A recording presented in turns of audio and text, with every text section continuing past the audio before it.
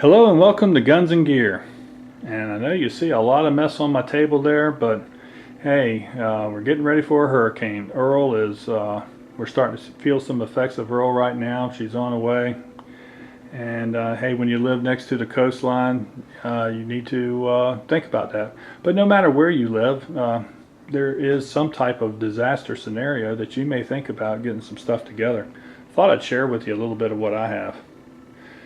Okay, first concern is water. Now that's a new container, and that's why I put it up there. It's not all beaten and banged up like some of my other containers, but we have six 5-gallon containers of water that we keep fresh for just such occasions. And we also have, we have 12 1-gallon jugs.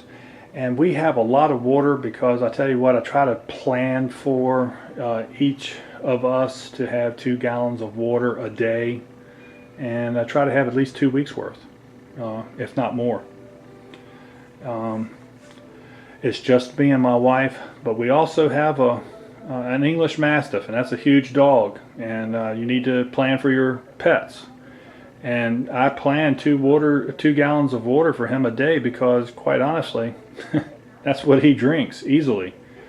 So then when you've answered the water question, you need to think about food. And food is something I'm not going to sit here and say you need to have this and you don't need to have that, because everybody has different tastes and different situations. And me, I look for stuff that's easy to prepare, provides little to no cooking, and I have several different levels of food. The food you see right here, stuff like SpaghettiOs and peanut butter and Spam and ramen noodles. It doesn't take a lot of preparation. There's some tuna fish, some soups, and pork and beans. This kind of stuff is easy to come by. It's easy to store. We have a couple of big plastic containers that we use. And the reason we have a couple of them is because my wife and I may not evacuate at the same time. I work for the power company, and I'm sure that they don't want me to leave unless there's just no other option. But I may want my wife to evacuate. So we kind of set up 2 different independent systems. And here's some other things you might want to think about, and that's freeze-dried foods. This is Mountain House, and I gotta tell you, these meals are good. I'll tell you what, you boil 2 cups of water, put it back, open up that container, pour the water in there, seal the container back up, and in a few minutes you have a really nice tasting meal. Excellent stuff, excellent stuff. Something that I always have a couple of backpacks, one for my wife and one for myself, and there in those things I have emergency rations. Here's Mainstay, and this is endorsed by the U.S. Coast Guard as an emergency ration. And if they don't taste too bad, they're really packed with a lot of calories. Just like these food tabs, these are excellent. Once again, may not be the best tasting, but these things can really help sustain life in a bad situation. Okay. Now, water containers. I have bought, my wife and I, a couple of these stainless steel containers, and that's what's in the backpacks. And the reason being is they are sturdy. You don't have to worry about breaking them, and you can press them into service as a cooking implement. So, excellent. And everybody has Nalgene bottles. We do too, and we use them. Now let's talk about having to do a little cooking. Backpacking stoves are great, man. And this is a Snow Peak, and this has the piezo ignition system, so you don't need matches to light her off. And it runs off butane fuel, and you can buy these great big containers here to put in like a car kit, or like in our food container I have. But also, I have a little cook kit here, and it has the small butane cylinder in there, and the stove fits in there, and there's their utensils. This is kind of a standalone kit right here. Another method is alcohol stoves, and man, I really think people should think about these things because they're really great. Everybody's seen YouTube videos of folks making them things out of beer cans and stuff, and that's what that is. You can buy the denatured alcohol at the auto parts store. It's inexpensive. An ounce will boil a couple of cups of water in like 8 minutes. It's great. Once again, here's a little standalone system that I have for that. The aluminum foil is just for a windscreen. And I tell you what, man, great little system. Inexpensive and very effective. Here's something that people don't think about a lot of times until it's too late, is insect repellent. Hey, we live in the South. There's plenty of mosquitoes, there's biting flies, there's chiggers, ticks, all kinds of stuff, and you really don't want to be dealing with that in an emergency situation. These little moist wipes here, great little things to have. Wipe your face off, clean off a little bit, wash the nether regions there. If you have no clue whether or not you're going to have water, or and it feels good to clean up every now and then. If you have a bad habit, make sure that you have a good stockpile of your bad habit. Lighting. This is lighting that we may use around the house. We may not have to evacuate, but that doesn't mean our power won't be out for a significant length of time. So you have to plan for that. If you're going to use battery operated lanterns, make sure you have plenty of batteries. Okay. If you're going to use propane, and that's a propane lantern there, and I have a couple of those, make sure you have plenty of propane canisters, and I do. First aid. First aid's a big subject. I'm not going to go into it. I think people should have a good, solid first aid kit that is very capable, and you need to be capable in applying that first aid. Now, this is a good size first aid kit. It's the one we keep at the house, and we also have one in each of our vehicles, and we also have a smaller one in our backpacks. And they all feed off of one another, but they all can stand alone. You won't find any scalpels or surgical instruments in there because that's beyond my capability, and there's no need for you to store that kind of stuff. That's just wasting space. Live within your means with your first aid kit. People get really radical with those things, and you don't really need to. Communications, man, important. Like I said, my wife and I may actually evacuate at separate times. Now, we both have GPSs, and we have predetermined places to meet, and when we get in those areas, we can turn these walkie-talkies on. We have predetermined channels, and find each other. Or maybe we're bugging out together, but in two different vehicles, and we can talk to each other while we're driving. Great idea. They're inexpensive. Get some of those things. Phones, gotta have them. And if you have the more advanced phones, the smartphones, this is a BlackBerry, you also have internet access, and that's important in these days.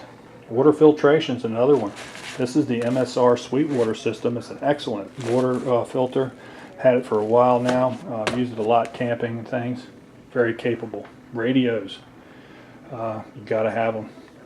It's good to have some entertainment, some voices from the outside world if you're hunkered down. If you're going to have one like this, make sure you have the batteries. If you're going, right here is an Eaton model, and this is the crank up radio. Excellent little radio. All right, so let's look at some of the other stuff that I've kind of gathered together. This is kind of sort of like, I'll kick this over. This is kind of sort of like my little purse. It's a Maxpedition pack. Something I keep in my truck all the time. A lot of little gizmos in there. Very capable little deal. I'm not going to go into a lot of detail. I keep a backpack for my wife and I. This one's mine, and there's my GPS unit clipped on the outside because I just changed the batteries out. Toolkit. This is a toolkit, a Craftsman toolkit, and I've added a bunch of tools in there to increase the capability. What's really cool about this is that's the way it stays, and it sits in my vehicle at all times. Hey, chainsaws, machetes, knives. You need this kind of stuff because, the wind blows down trees.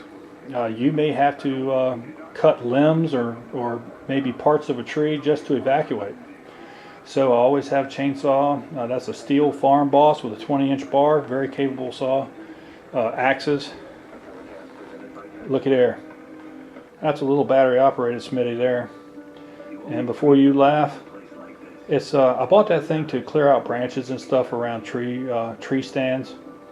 But you know what? It's a pretty capable little saw, and my wife can handle it, and she can handle it well. And I have 2 or 3 of these little batteries, and that gives her something to have in her vehicle if she's leaving at a different time than I am.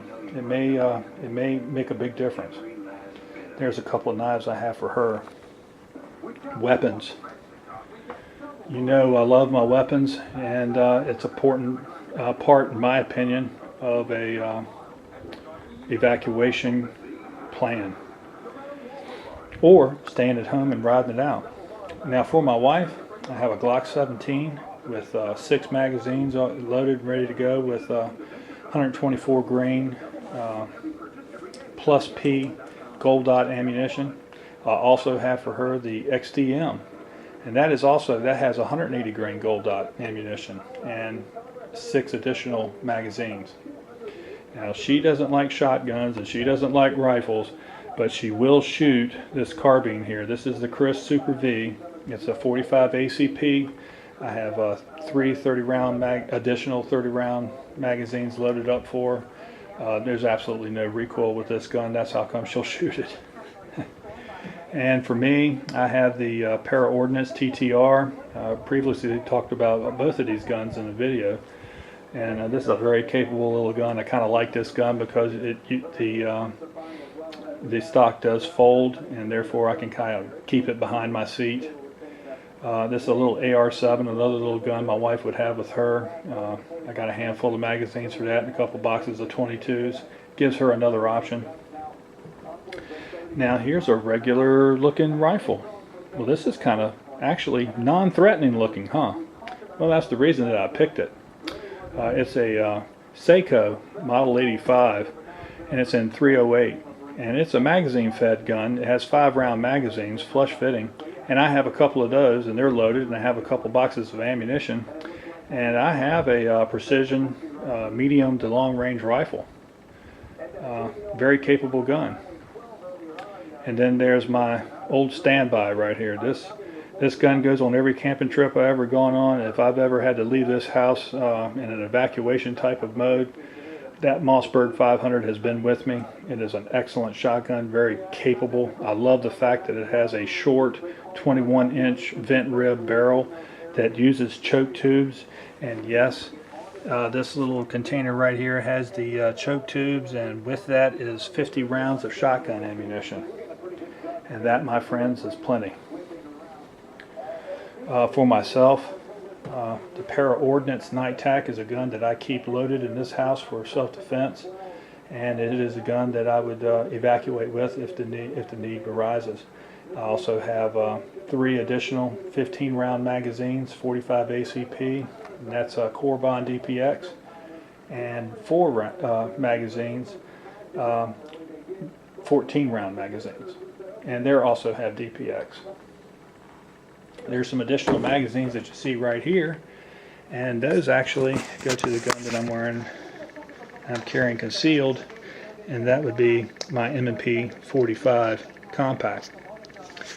Alright, so that is the weapons loadout for the Guns and Gear crew. And these are some of the things that I've kind of put together.